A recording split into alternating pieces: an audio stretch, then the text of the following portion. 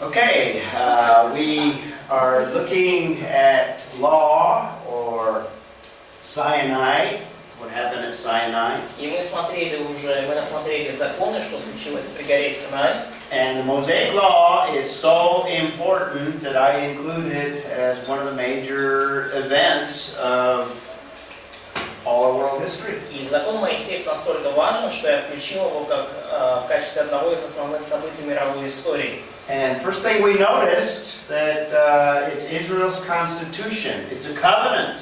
И первое, на что нужно обратить внимание, это израильская конституция, это завет. It's going to regulate every area of Israel's life, of every individual. Этот закон будет регулировать каждую сторону жизни израильского народа, каждого человека там. It's written revelation. Is it true? Yeah, it's a revelation. Okay. Or wait a minute. You said constitution. This is the wrong slide, right?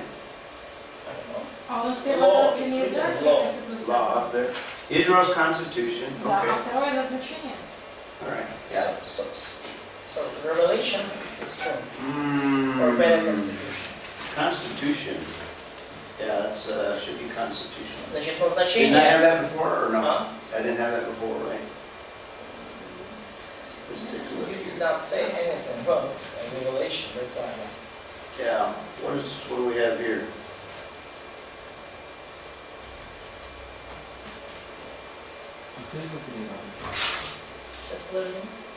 Revelation. Revelation? Okay. I need to change that. It's Israel's constitution. Ну, назначение, пометьте, израильская конституция.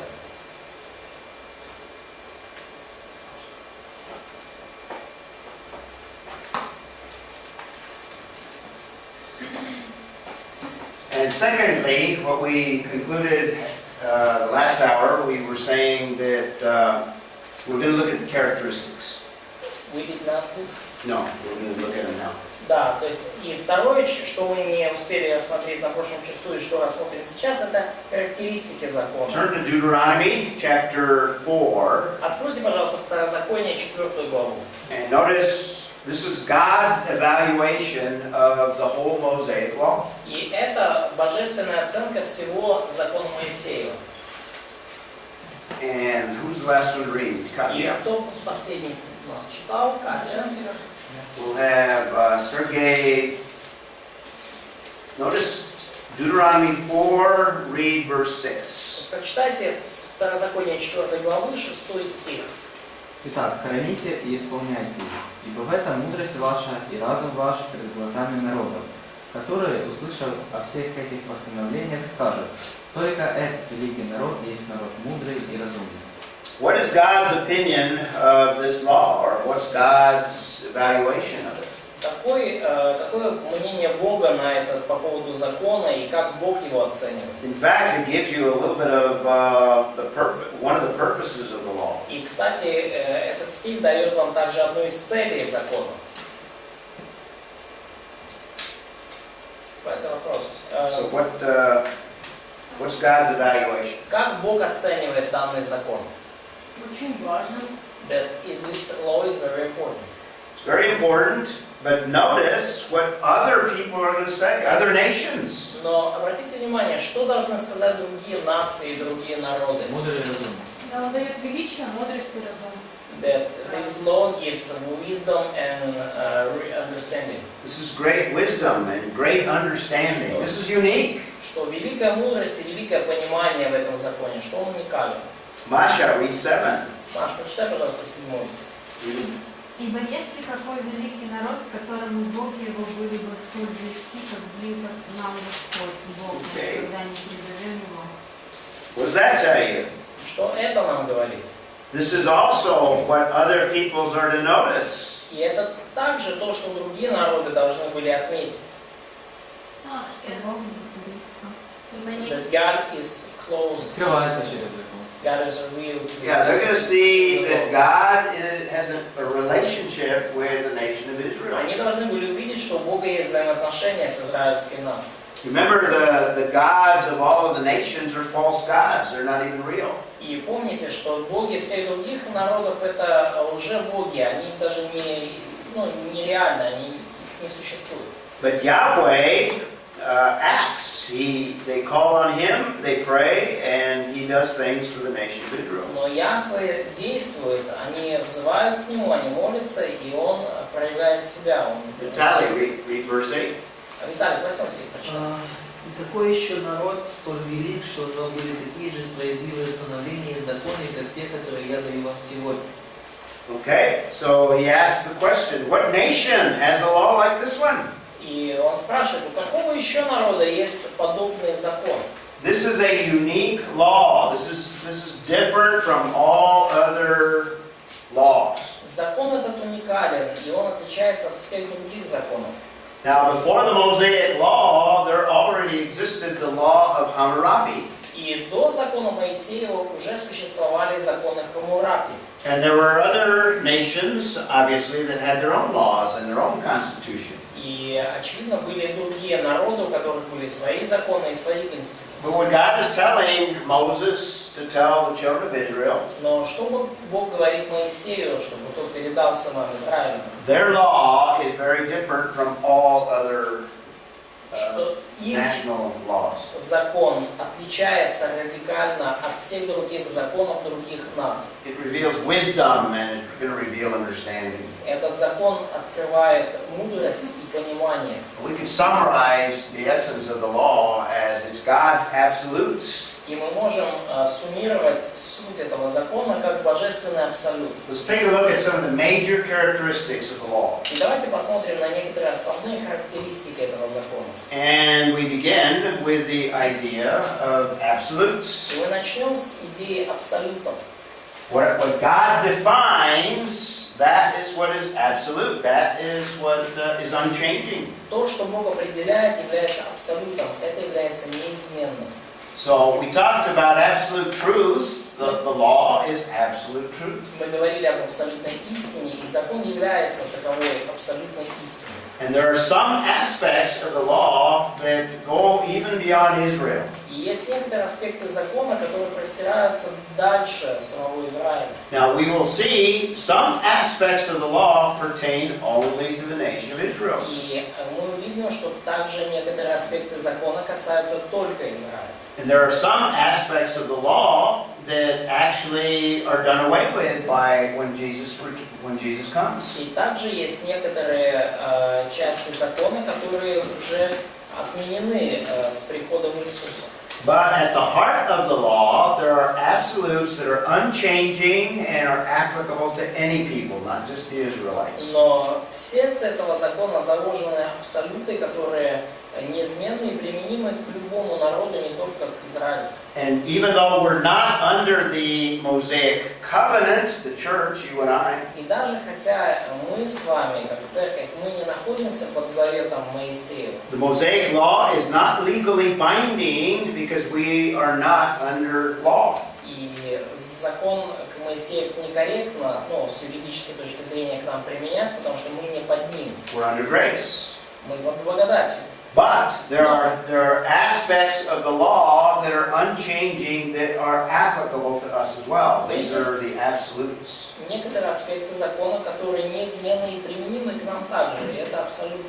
And 9 of the 10 commandments are repeated in the New Testament. И 9 из 10 заповедей повторены в Новом Завете. Which one is not repeated? Какая Of the заповедь 10 commandments. не повторена из 10? The observance of the Sabbath. And why is the Sabbath Соблюдение субботы. not repeated? И почему суббота не повторена? Это знак завета. Because it's a sign of covenant. It's the sign of the Mosaic covenant. Потому что это знак завета Моисеева. And that is for the nation of Israel. И вот это как раз таки для нации Израиля. So the first thing that we want to say is that much of the law deals with what God defines as absolutes. И первое, что мы хотим сказать, это то, что значительная часть закона связана с тем, что Бог определяет как абсолют. Another major characteristic is that the law is a covenant. Другая важная характеристика, что закон является заветом.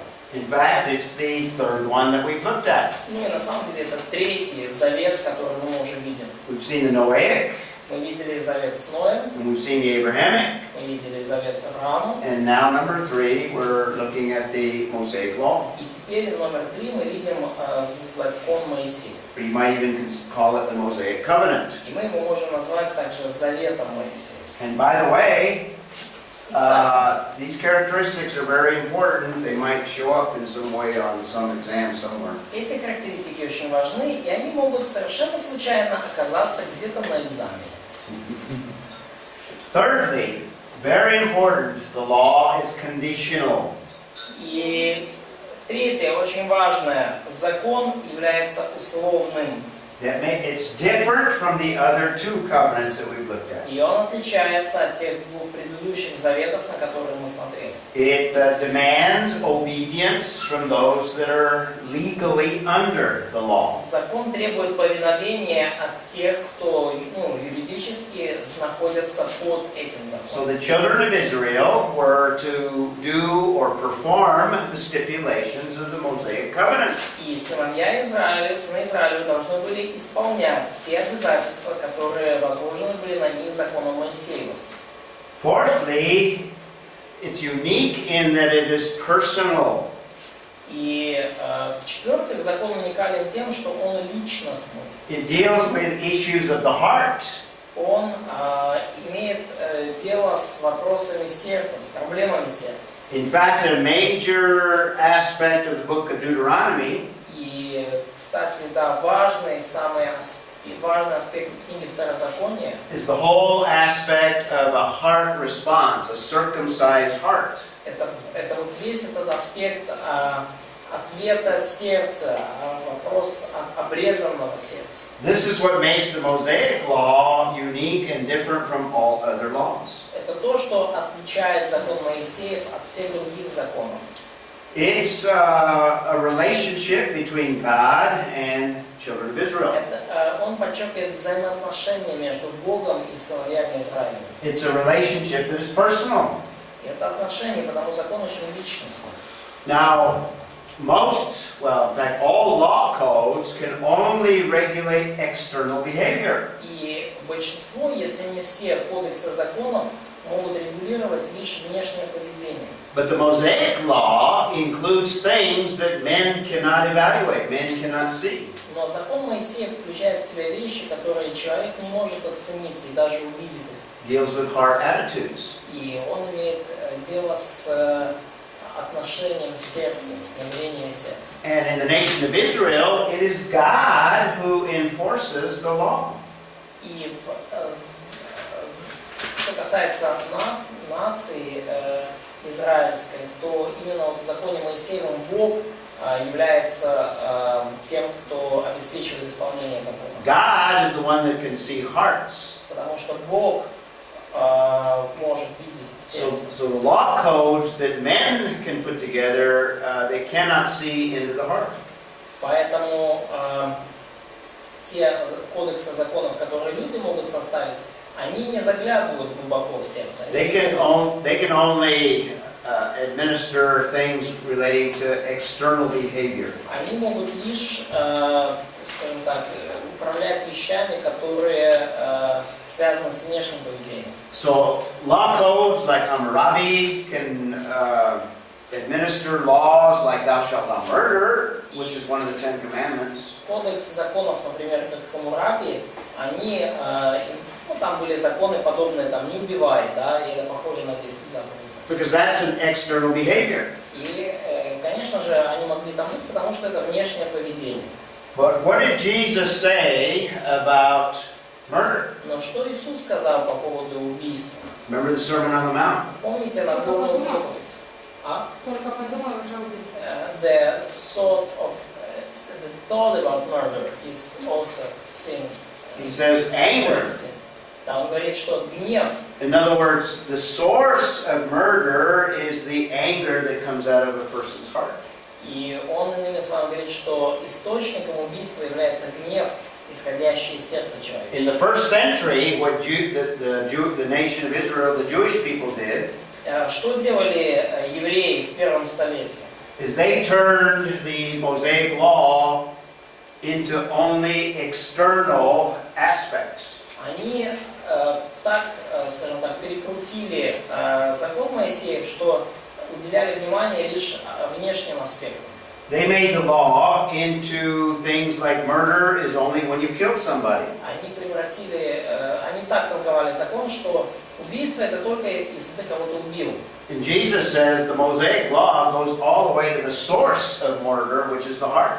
Иисус говорит, что закон Моисеев идет вглубь, вплоть до причины, источника убийства, которым является сердце. Similarly, he said the same thing, or this similar thing relating to adultery. It comes from the heart. То же самое Иисус говорит о прелюбодеянии, оно исходит из сердца. Even the 10th commandment, И даже в 10 заповедях, thou shalt not covet, only God can see the coveting of one's heart.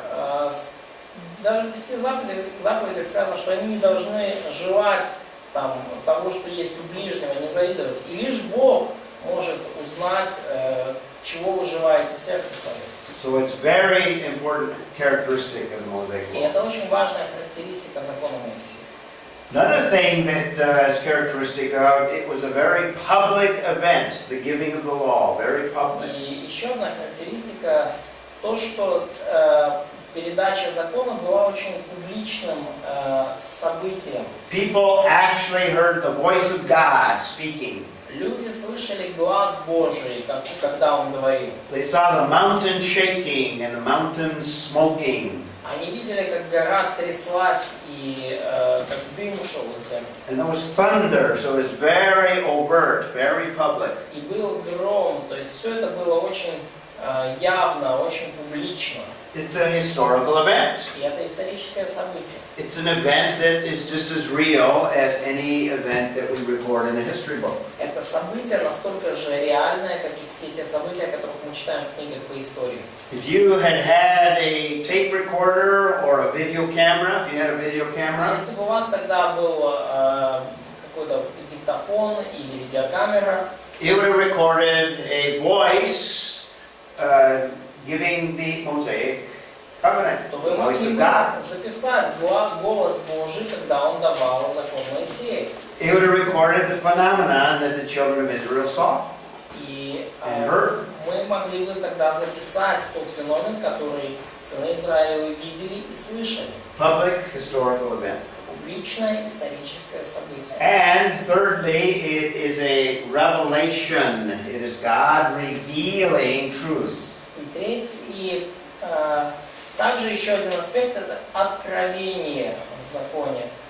Еще одна характеристика, и суть в том, что Бог открывает истину. All of Scripture is revelation. И все Писание является откровением. Something that man cannot produce, man cannot think up. Нечто, что человек не может произвести сам, он не может этого выдумать. All Scripture, including the Mosaic Law, has to come from revelation of God. Все Писание, включая закон Моисеев, пришло к нам через откровение Божие. So here you have 6 major characteristics of the Mosaic Law. И вот здесь мы видим 6 ключевых характеристик закона Моисея.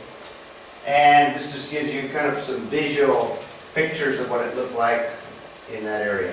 И просто несколько фотографий с того места из той области. They built a church on the top to commemorate the giving of the law. Наверху горы построили церковь, чтобы как-то отметить то, что здесь был дан закон. And a view of the Sinai Mountains from Jebel Musa. Ну вот и вид с горы Синай на Джебель Муса, другие горы. The third implication is the purpose of the law. И третий вывод из закона – это цель закона. So we've seen the characteristics. Let's quickly look at the purpose. Назначение закона. Когда была Конституция. Constitution вот there. Oh, that's Constitution? Мгм. Okay. Это цель. What's Цель this? закона, да? Constitution. It's Okay, written this should be up here. Мгм. Это должно было быть сверху. I need to change it. А внизу назначение откровения, да? So, Назначение yeah, откровения. and third point should be the purpose of the law, the revelation. Yes? This is purpose. Yeah, purpose. So this comes here. Ага, окей. Alright. So we go here. So that'll work? Теперь, Purpose, revelation. All right. цель, назначение закона – это откровение. I'll change that. Поменяем. So let's take a look at this purpose. Посмотрим на вот эту цель. Okay. Number one, and the main purpose is to reveal who God is. Reveal the nature of God. Цель первая – открывать Божью природу, открывать, каков Бог. And the Mosaic Law tells us much about the nature of God. И закон Моисеев говорит нам многое о природе Бога. And the main thing that it tells us is God is a holy God. И основное, что он говорит нам о Боге, это то, что Бог свят. God is unapproachable. God cannot be approached by sinful man. Бога невозможно достигнуть, и особенно Бога не может достичь грешный человек. God is a righteous God. He's a just God. Бог праведный, и Он справедливый. So it's a revelation of God's nature. И это откровение Божьей природы. It's a revelation of His standards. In other words, what is right, what is wrong. И также откровение Его стандартов, иными словами, что правильно и что нет. So man has a divine perspective concerning right and wrong, morality, ethics. И у человека, таким образом, мы видим, есть божественный взгляд на то, что есть хорошо и что плохо. У него есть мораль. God's standards. И это божественный стандарт. And Paul tells us in Romans 7 and in other places that it reveals sin. И Павел говорит, и об этом в 7 главе Римлянам, что закон открывает нам грех. Paul says that he would not know what coveting was, except that the law reveals that he covets. И Павел говорит, что он бы и не знал, что такое зависть или желание чего-то, если бы закон не открыл ему, что это есть. So anything that goes against what God commands or anything that is against God's standards is sin. И потому все, что идет вразрез с Божьими повелениями и стандартами, является грехом. And the Mosaic Law gives many examples and many detail concerning what is right and what is wrong. И закон Моисеев дает много примеров и много деталей касательно того, что такое хорошо и что такое плохо. In particular, revealing what sin is all about. И в целом конкретно уже показывает вообще, чем является грех. Fourthly, the law instructs man concerning how he can have a relationship with God. В-четвертых, закон показывает человеку, как ему прийти во взаимоотношения с Богом. A large portion of the law is the sacrificial system. И значительная часть закона описывает систему жертвоприношений. The only way we approach a holy God is on the basis of how He has provided, the means that He has provided. И единственный способ прийти к Богу и приблизиться к Нему, это теми способами, теми средствами, которые Он сам обеспечил и предусмотрел. In the Old Testament, the way of approach is through the death of a substitute. В Ветхом Завете способ приблизиться к Богу, то есть к Богу люди приближались через смерть заместительной жертвы. Just like we had the substitute of an animal in the Garden of Eden. Точно так же, как у нас была смерть заместительной жертвы в Эдемском саду. Now the law makes it very specific concerning specific sin and specific sacrifices. И теперь уже закон делает вот эту систему еще более конкретной, говоря о конкретных грехах, конкретных жертвах. So it gives the way that God has prescribed to approach Him and to have a relationship with Him.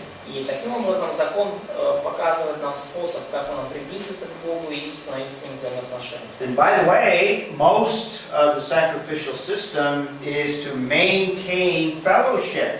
И, кстати, большая часть системы жертвоприношений, целью ее является поддержание таких взаимоотношений. Not for salvation. Поддержание общения с Богом, не для спасения. The analogy that we can use for salvation Аналогия, которую мы можем использовать со спасением, is the experience of the Exodus это вот опыт, который пережило поколение исхода. And the Passover sacrifice И вот эта жертва, которую они принесли при Пасхе. and the blood that was spread on the doorposts И кровь, которой были окроплены косяки дверей. that's the picture of Israel's salvation, national И salvation. вот это образ национального спасения Израиля. But at Sinai, we have people that have come out of the Exodus, Но в out of Синае Egypt. мы видим уже людей, которые вышли из Синая, вышли из Египта. We have a people that have been redeemed out of bondage. Там люди, которые уже были искуплены из плена. And now the Mosaic Law deals with how you maintain a relationship before a holy God. И теперь закон Моисеев уже говорит о том, как поддерживать взаимоотношения со Святым Богом. So salvation, remember we've been emphasizing this, is illustrated by the flood, by Genesis 3. И мы уже подчеркивали это раньше, и говоря и о потопе, и о Бытие 3 главе. Спасение One way of salvation, приходит только одним путем. one time you experience salvation. Есть только один путь спасения, и спасение вы переживаете лишь однажды. But to maintain a relationship with God requires a continual action on the part of the believer. Но поддержание отношений с Богом требует постоянных усилий со стороны верующих. The analogy for the believer in the church age is 1 John 1:9. Аналогия для верующего в век церкви это 1 Иоанна 1:9. We have trusted one time in Jesus Christ and have total forgiveness. Мы уверовали один раз в Иисуса Христа и получили полное прощение грехов. But as we sin and get out of fellowship, Но по мере того, как мы грешим и выпадаем из общения, God calls upon us to confess that sin and to let Him cleanse us of all sin. Бог обращается к нам, чтобы мы исповедовали наши грехи, чтобы Он очистил нас. That's to maintain a relationship.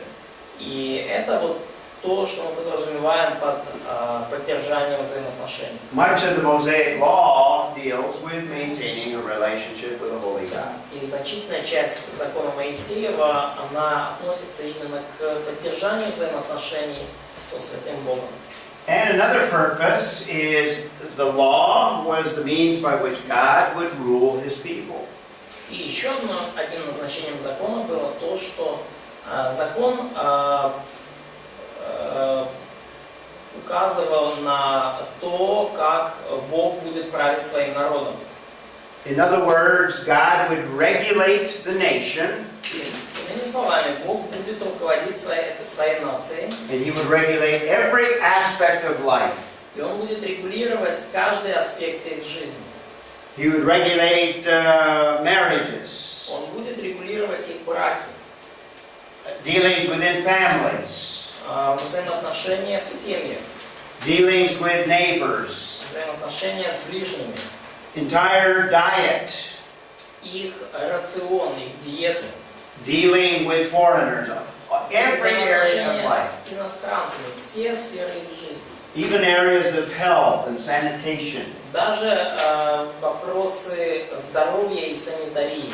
God will rule His people through the Mosaic Law. То есть Бог через Моисеев закон будет править своим народом. It gives them specific instruction concerning what pleases and displeases God. И давать им конкретные наставления на тему того, что угодно Богу, а что нет. This is just a cartoon. И это просто, такая карикатура. Involves Moses and the law here. Значит, Моисей говорит, пустую. Слушай, ни один из этих планшетов, ни на одном из этих планшетов не установлены приложения. Тут игра слов, потому что скрижаль и планшет одно и то же слово в английском. То есть, говорит, ни один из этих планшетов ни на одном не установлены приложения. Just a cartoon. У нас такие. Интересно, что вот эти планшеты рисуют, да, полуметровые, а на самом деле же они не больше ладони были.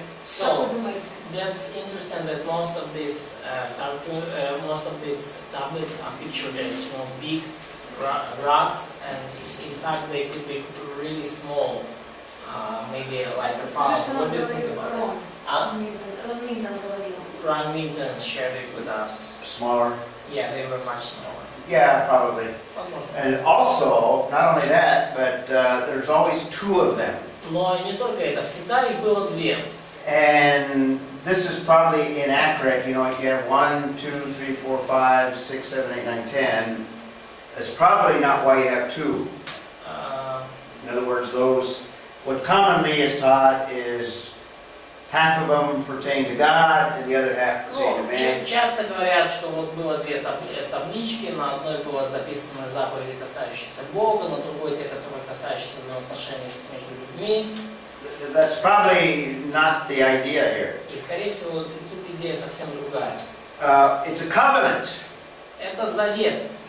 Ну, то есть, поскольку в данном случае заключается завет. And like a covenant that we enter into today, И как и все заветы и договоры, которые мы заключаем сегодня. you get a copy of the covenant, you sign and you get a copy. И у вас есть копия договора, да, которую вы подписываете и сохраняете ее при себе. And the other party gets a copy of the covenant. И другая сторона также, у нее есть своя копия договора So you подписанная. have two copies of the covenant. Иными словами, есть две подписанные копии договора. So what these represent is a copy that God keeps, and they keep it in the Ark of the Covenant. И то есть, что здесь представлено, это то, что та копия, которую хранит, the copy that God keeps, or people keep. Both. Well, there's one for the people, and there's Да, one то есть, that God keeps. именно что хранилось, почему вот две скрижали хранились в ковчеге Завета, это две копии, одна Божья, вторая копия народа, и они хранились вот. It's a covenant, remember. И в ковчеге Завета, и помните, что это завет. Two parties to the covenant. Две стороны в завете. Now, a part of the law is what we have in chapters 32 through 34. Ну и частью закона, который мы читаем в главах 40, I'm sorry. главах с 32 по 40. And in chapter 32, the emphasis is the response to the law. И там уже акцентом в последующих главах является ответ, отклик на закон. And even in the midst of God giving the law, И даже вот посреди всего того, что Бог давал им закон, in fact, before the completion of the giving of the law, I think in chapter, what is it? Where we have the golden calf. Значит, и прямо даже еще до того, как закон был полностью завершен и записан, у нас вот встречается этот эпизод с золотым тельцом. So the law is not even completed, and already Israel is disobedient. Закон еще даже не закончили, а Израиль уже 32. Chapter 32, okay. Да, а Израиль уже не послушен. Yeah, so В 32 immediately, главе телец. so we have disobedience right off the bat. То есть мы сразу же видим непослушание сходу. So that's so much for what man can do, man's part in the covenant. Вот это касательно того, что человек может сделать и роль человека в завете. But after that incident, we have the rest of the law, and we have the specifications for the building of the tabernacle. И после вот этого инцидента мы видим уже остальные наставления конкретные в законе и построение скинии. Now these are artifacts from Egypt И вот это артефакты из Египта, that show one of their gods, one of the gods relating to cows. и вот они показывают одного из их богов, который в образе быка или коровы. Represents Pharaoh. So Pharaoh is under this god, even though Pharaoh was a god. Да, то есть и вот здесь вот мы видим фараона, который под ним, то есть даже вот фараон обладал меньшим статусом. Children of Israel go back to the religion of Egypt. То есть мы видим, что сыны Израилева вернулись назад к религии Египта. And they build another golden calf. И они себе отвели еще одного золотого тельца. So they're still in the process of learning what God's standards are like. То есть они еще в процессе изучения того, каковы же стандарты Божьи. They haven't gotten rid of their idolatry yet. They haven't. They have not. Because they built a calf. They already involved in idolatry. Idolatry. То есть по сути, Idolatry. да, по сути они уже вот сходу вляпались в этого поклонства, сделав этого тельца.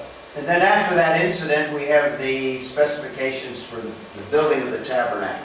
Ну и после этого инцидента мы видим уже конкретные детали касательно строительства скинии.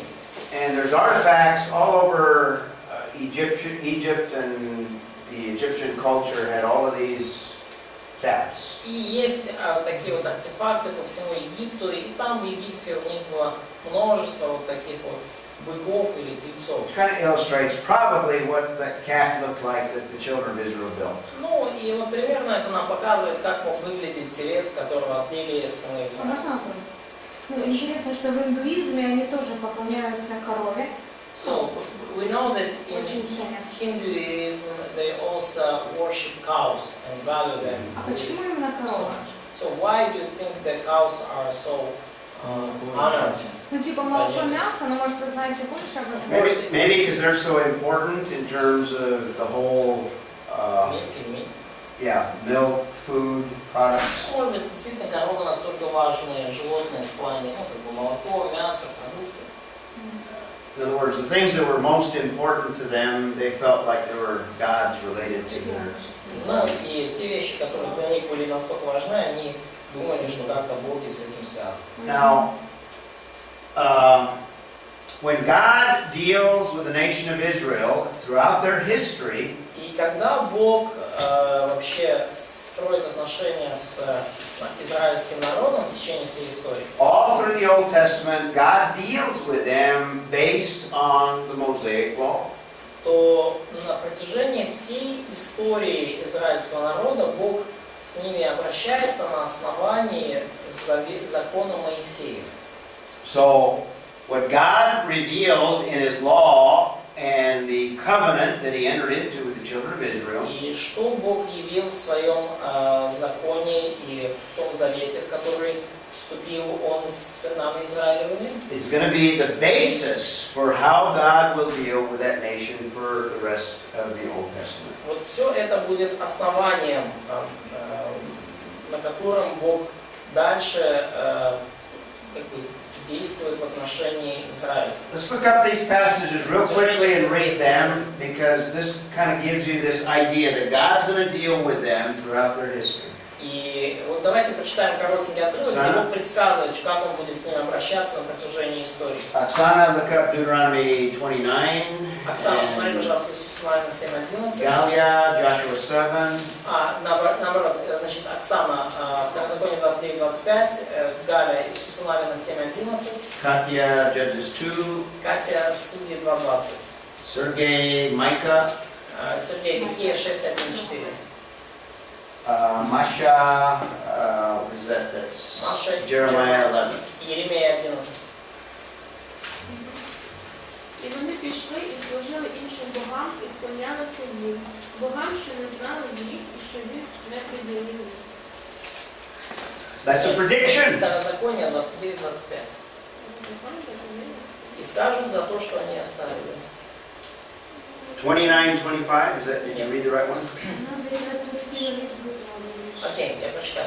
И скажут за то, что они оставили завет Господа Бога отцов своих, который Он поставил с ними, когда вывел их из земли египетской, и далее пошли служить за то, там... Now, did you read it or did Yeah, you I've read it. Okay. So do you want, but it's a part of the longer passage. You want me to read it all? That's enough. What I want you to see there, they forsake the covenant. То есть я хочу, чтобы вы здесь увидели, что они оставили завет Господа Бога. In other words, even from the very beginning, they're forsaking the covenant. И даже из самого начала мы видим, что они уже оставляют этот завет. And I'm not sure that's the right verse, however. It's right verse, Is but it? it's a part of longer passage. Yeah, it's a part of a longer passage. And better quote till at least verse 27. Mhm. Yeah, read 29, Oksana. 29, 29. 29. Закрите течія Господа, Бога нашого, а відкрити наше та наших синів аж на віки, щоб виконувати всі слова цього закону. Okay, so they are to observe and obey the law. То есть, But that whole passage in there, 25 through 29, you need to kind of read the whole thing. то есть им нужно исполнять все слова закона сего. Но вообще-то тут лучше читать весь отрывок с 25 по 29 стих. Now? Or later? Actually, that's not the right passage. That's not the right passage. It should be 4. I'm sorry. Let's go back to Deuteronomy 4. Так, давайте, там должна быть 4 глава, и давайте откроем Второзаконие 4. 4:25. 4:25. I'm sorry. That was my fault. Oksana. Моя ошибка.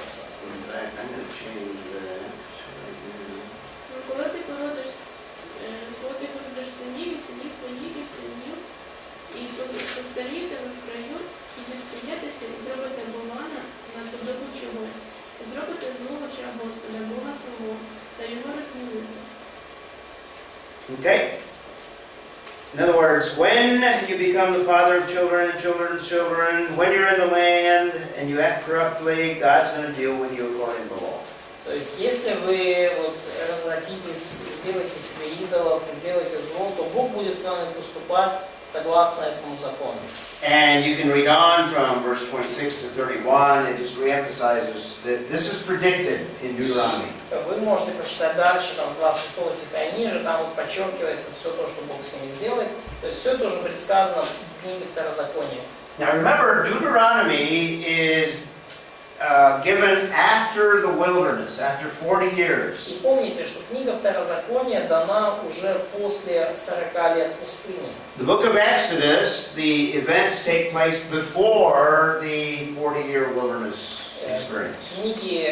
События книги Исход — это события до 40-летнего блуждания по пустыне. So in Exodus, we have the law given to that generation that left Egypt. И в Исходе мы видим, что закон дан поколению, которое покинуло Египет. And now God re-gives the law to the second generation, И теперь Бог дает закон повторно уже второму поколению. the generation that survived the wilderness. Поколению, которое выжило в пустыне. Remember, God said that that first generation would die in the wilderness. Вы помните, что Бог сказал, первое поколение умрет все в пустыне.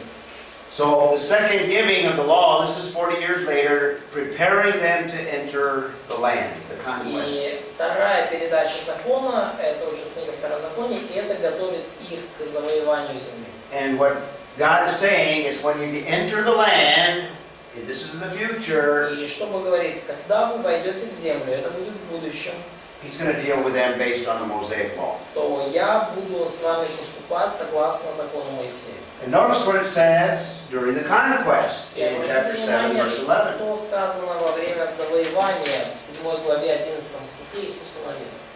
This is at Ai, and notice they violate, and what happens? God deals with them based on the law. И это происходит при Гае, и они нарушили закон, и обратите внимание, что Бог поступает с ними согласно закону.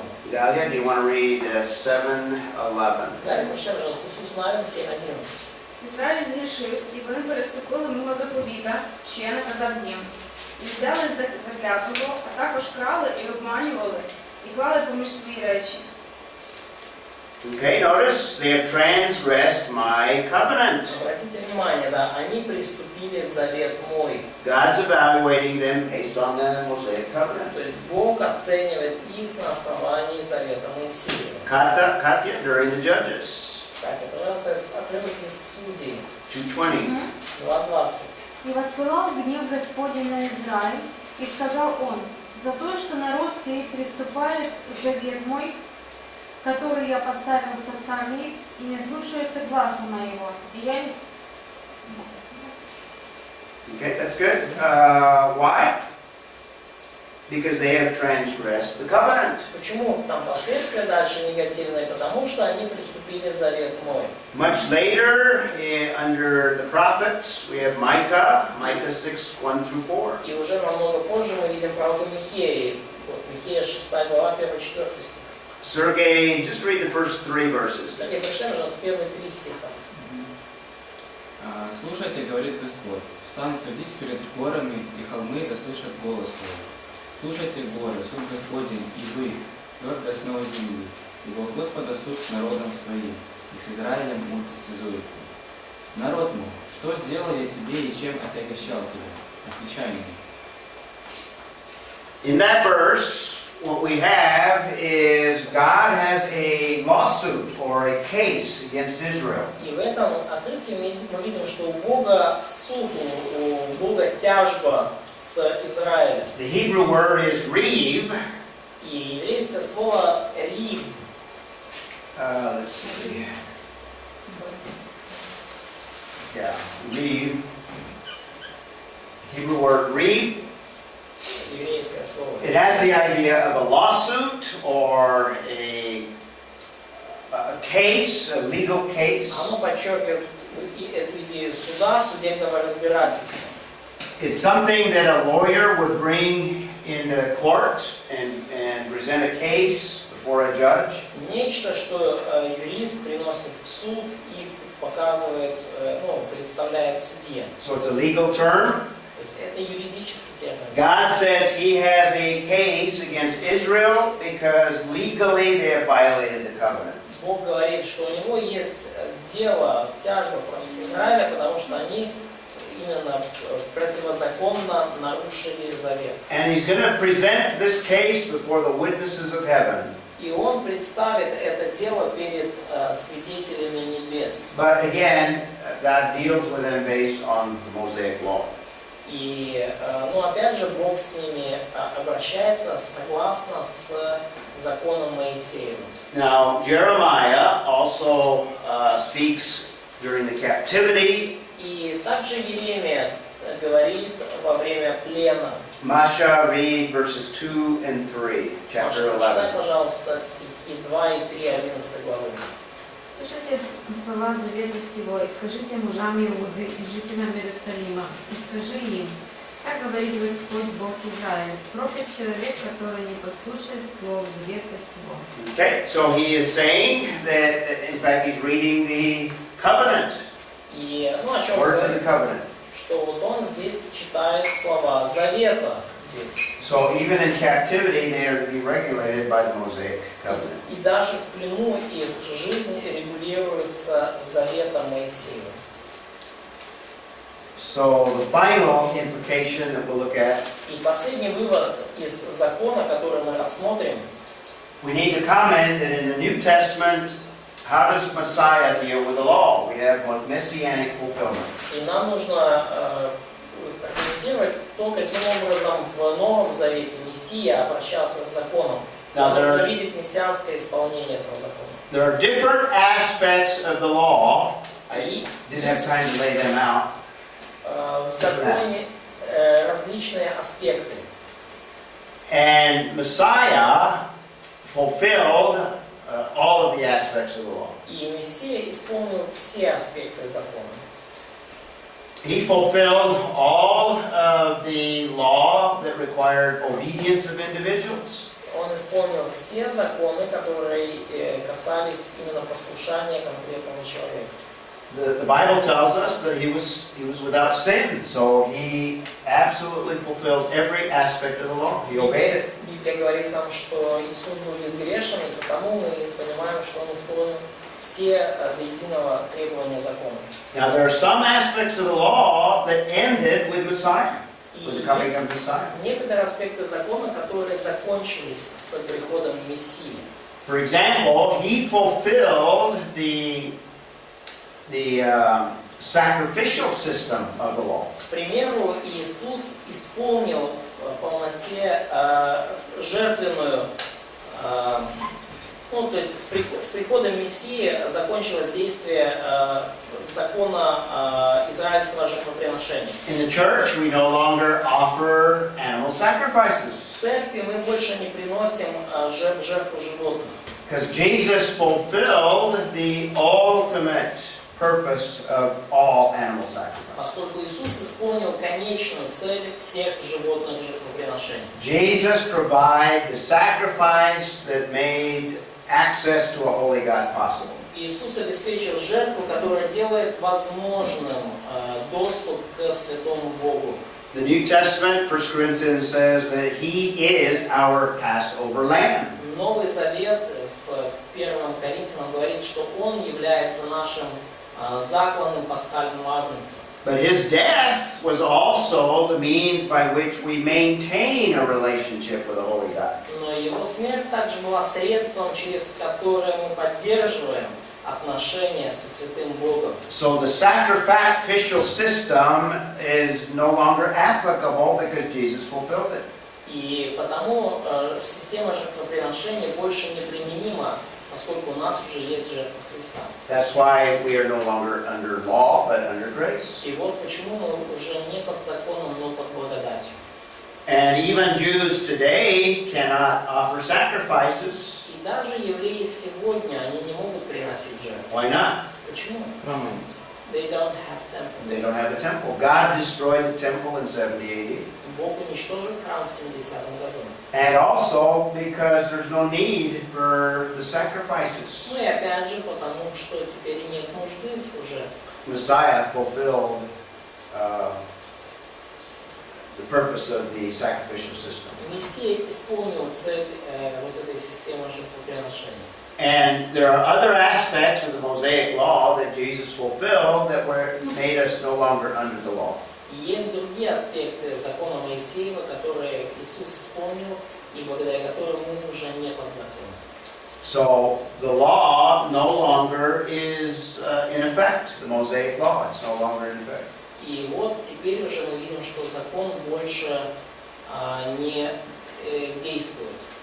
In the Sermon on the Mount, what Jesus also did is He fulfilled the law. He says, I came to fulfill the law. И что также делает в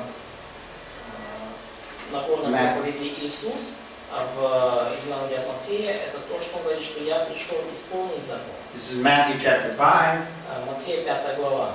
And immediately after she said that, that's where He talks about murder being equal to anger. И сразу же после того, как Он это говорит, Он говорит о том, что на самом деле убийство и гнев равнозначны. And He equates external adultery with adultery in the heart. И Он приравнивает прелюбодеяние внешнее с прелюбодеянием в сердце. So He is fulfilling those aspects by explaining how they were intended initially. И Он исполняет все эти аспекты в том плане, что Он объясняет, как они были изначально задуманы. Now those are absolutes that are not removed. И это абсолюты, которые никуда не устраняются. But the legal aspects, the covenantal aspects are fulfilled in Christ and no longer applicable. Но юридический аспект, заветный аспект уже исполнен во Христе, и поэтому не действует. The eternal aspects, the absolute aspects will continue on А вечный, forever. абсолютный аспект будет продолжаться вечно. So we can conclude our study on the law with an application. И вот мы таким образом завершили наше изучение закона. The Mosaic law is kind of a picture of all Scripture. И мы можем завершить таким применением, что закон Моисеев — это иллюстрация в каком-то смысле всего Писания. All Scriptures are revelation, Всякое Писание — это откровение. and we can't overemphasize how important Scripture is, particularly the New Testament. И мы не можем переоценить, насколько важно для нас Писание, особенно Новый Завет. Let's go ahead and take our lunch break, and after lunch we'll look at the next major event. Давайте пойдем и на обед, и после обеда вернемся и поговорим об еще одном важном событии.